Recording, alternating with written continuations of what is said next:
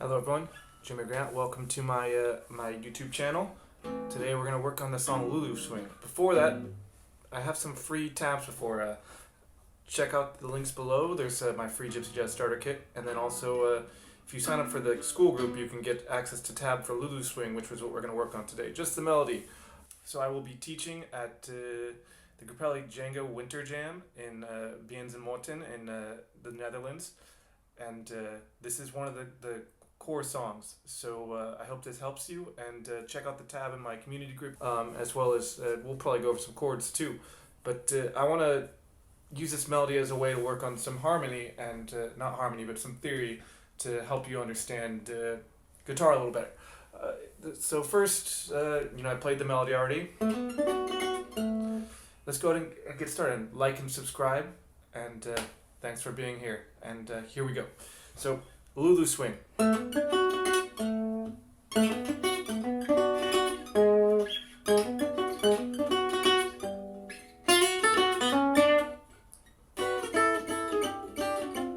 So that's the little theme there, and it's very simple. It's not a very complicated song. But there's something I like here is there's it's all, you have your first chord, which is D major. Look at the shape here. There's your D major triad. It's there's your D. And it goes to E7, your 2 chord. So it's a relative chord to the key of D major. Technically you're in A now, but it's kind of a secondary dominant would be the term for this, because it's a 2 dominant chord but for the 5 chord. So it's a 2 dominant chord. And it goes to the 3rd of your E. So, and then it lands on a G. And can you tell me what the G is? It's over an A7. The G is your flat 7. So let's say a flat 7, you play an A major scale. The 7 is F sharp. Sorry, not F sharp, G sharp. And so that's your major 7. And you flat that. And now you have your flat. Your flat 7. So that's how that works. But that's what the melody is doing here. It's pretty simple. It's just this little moving idea.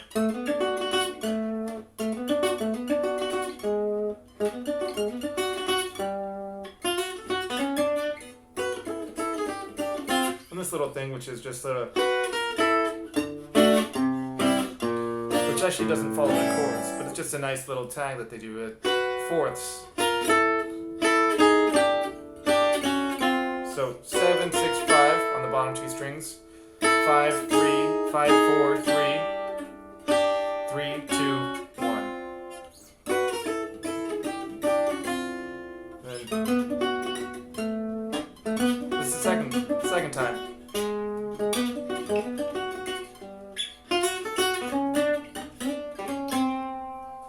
That's how Sammy Dessat plays it. So it's going to the key of G, and there's a dominant chord before that, a D7. There's your flat 7 there. So you're using that.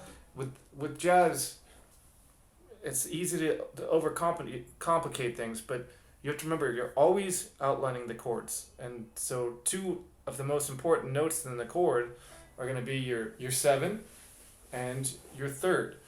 So on the D7, your 3rd is F sharp, A7, G, your 3rd. So those are kind of the chords, the notes you want.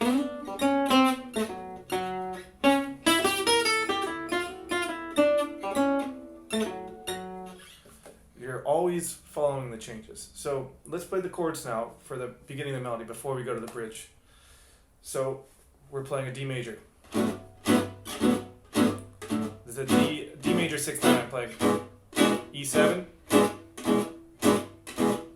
A7, and then if you want to turn around here, the recording they do a turnaround. This is the second A. A7.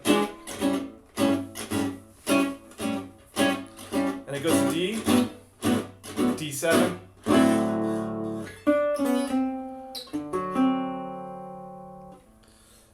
So this melody really is just following the chord shapes.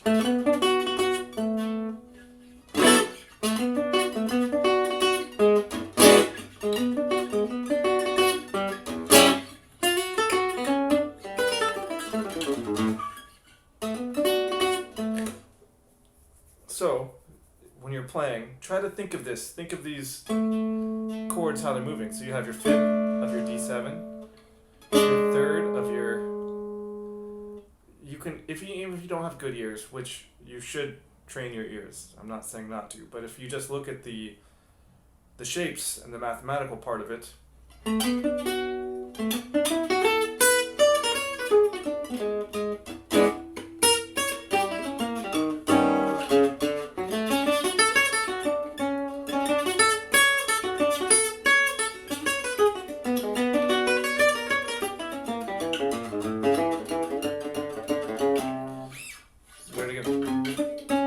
I'm just following the arpeggios of the shape. So, okay, so we have the melody moving. So, the melody moves like that. We can take this. Now let's take arpeggios, the same idea.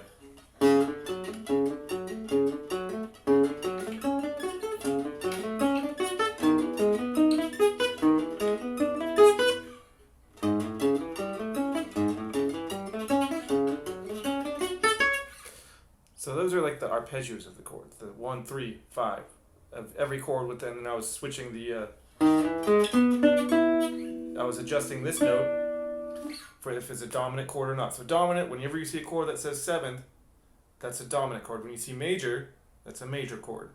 So major, half step below the main note, D. So if you're in D, majors, the major is a C sharp, that's your major 7. If you play a D7, your flat 7 is this.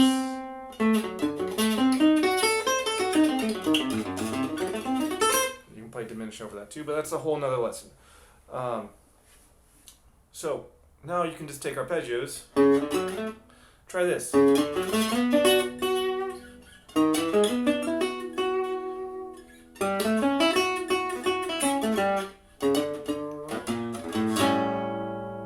So, you know, just mess around with the arpeggios over the chords, because that is the foundation of this music.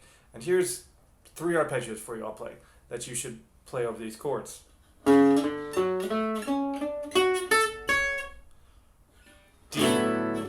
D major. Now it's E7, so E7 dominant. So flat 7.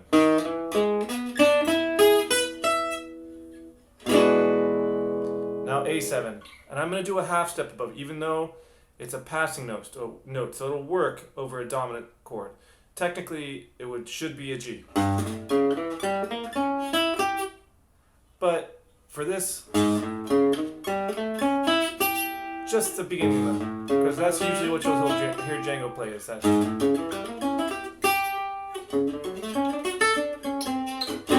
Then we get to the bridge, and I have tab for this part. It's in my school group, so check it out, because there's a shred lick in there that's it's actually not that hard of a lick, but it does some enclosures, and we're going to go over that next. But once again, the Lulu just kind of follows the chords. He plays loosely something like this. I don't do it exactly like him, because I just kind of came up with my own little melody, because it's not a real melody on the bridge. But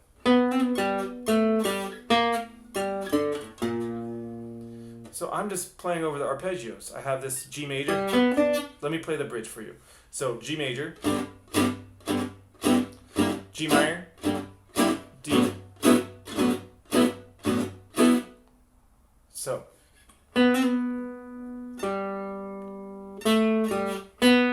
So I'm just playing over this G minor, G major arpeggio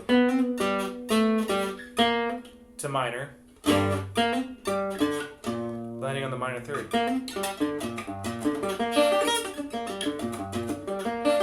check out some of my, I'll link right here to some of my must-know arpeggios, but there's two, you know, your major and your minor, that you need to know both ways across the neck. So you have major,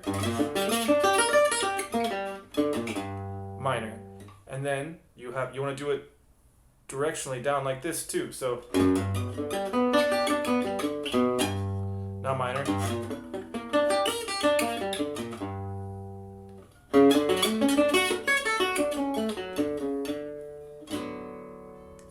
so arpeggios to practice, but I'm only using a little bit of that. And then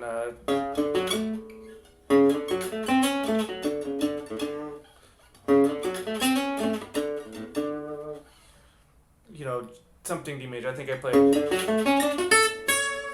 And then Lulu plays this shred lick.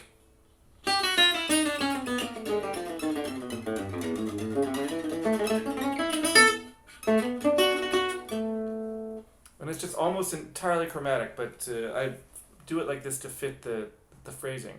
And I do an enclosure here too over an A major, and we'll go over that also. So look.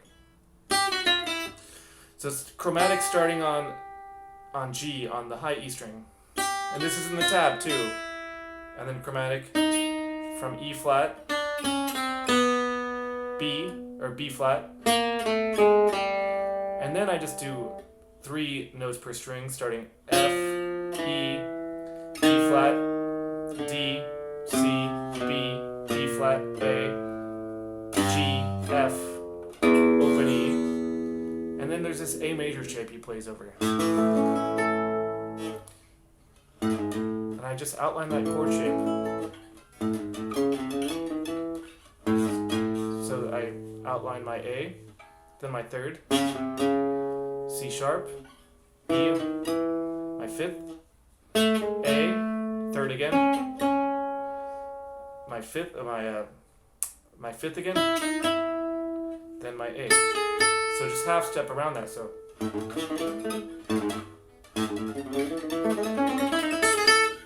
And back at the top of the melody. It's all the same again.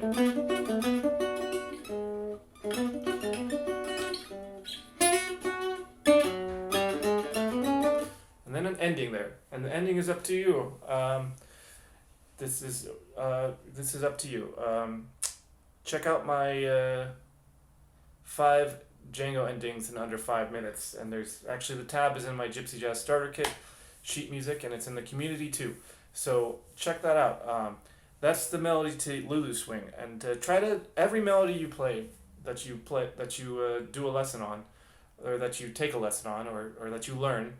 You should be figuring out how the melody is functioning over the chords, and then you also should try to visualize the chords that the melody's over, and you'll start to see that it's always following the chords, where the chords go, even if the chords don't make sense to even if they're not following any rules. You're always following the chords, and this is super important in the early jazz, in the Django music, in the swing music, and all the music. So I encourage you, every melody you play, break down how the melody's functioning, because you'll also find that you have wrong chords in songs when you do this. Anyways, I will be too, and I'll see you all soon.